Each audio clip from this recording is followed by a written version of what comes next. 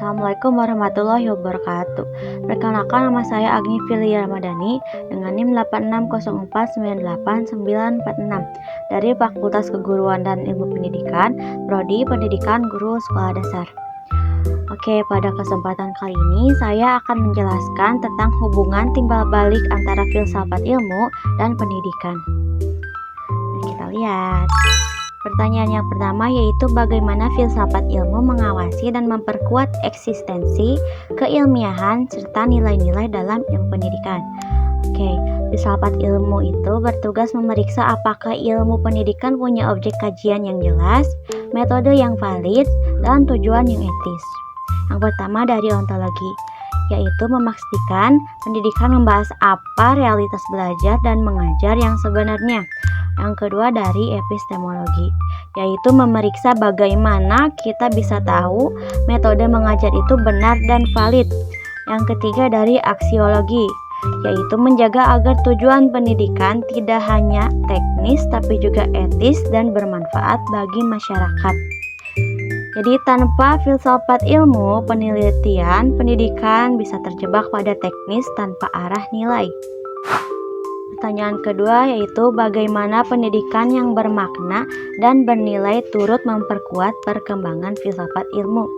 Oke, pendidikan memberi ruang untuk menguji dan mengembangkan konsep-konsep filsafat ilmu.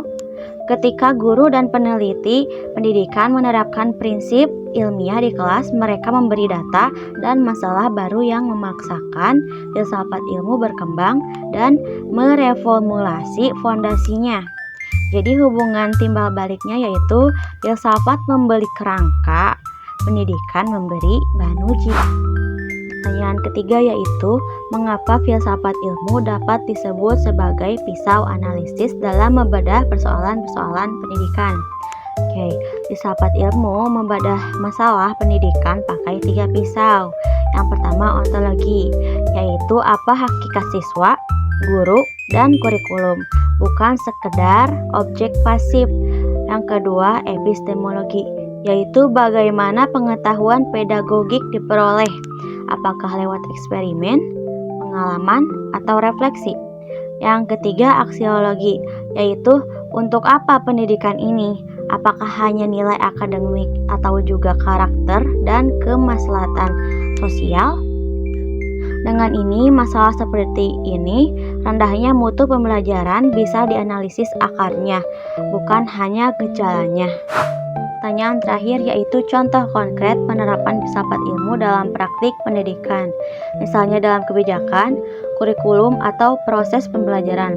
Dari kebijakan yaitu kurikulum merdeka dirancang dengan asumsi ontologis bahwa siswa aktif, epistemologis bahwa belajar berbasis proyek valid, dan aksiologis bahwa pendidikan harus membangun karakter.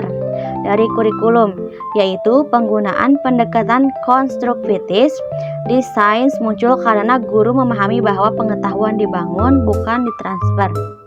Dari pembelajaran, yaitu penerapan fenomenologi di kelas IPA membantu siswa memahami sains sebagai mana pengalaman holistik bukan hafalan rumus. Demikian penjelasan saya. Wassalamualaikum warahmatullahi wabarakatuh.